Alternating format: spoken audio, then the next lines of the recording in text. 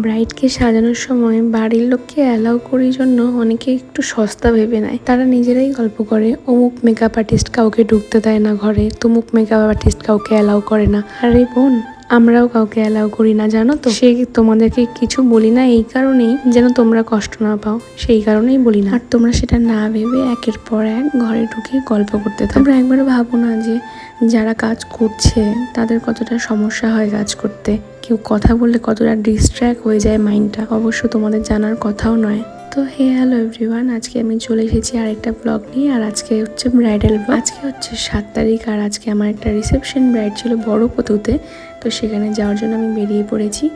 আর আজকে আমি ভাইয়ের সঙ্গে যাচ্ছিলাম, কেননা লোকেশন আমি আজকে একদম বুঝতে পারছিলাম না, তো যার জন্য আমি ভাইকে নিয়ে গেছিলাম।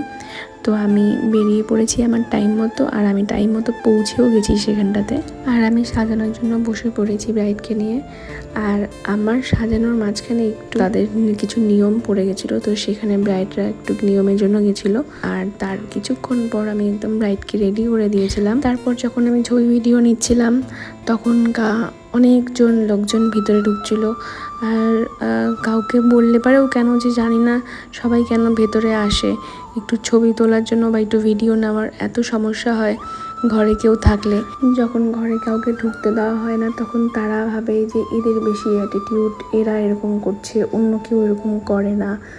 আর যখন ভেতরে কাউকে অ্যালাউ করা হয় তখন সবাই ভাবে যে এরা একদম আতিপাতি, এরা একদম আনপ্রফেশনাল। মানুষ কত রকমের হয়, তাই না?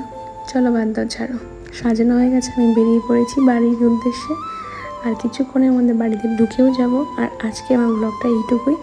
টাটা।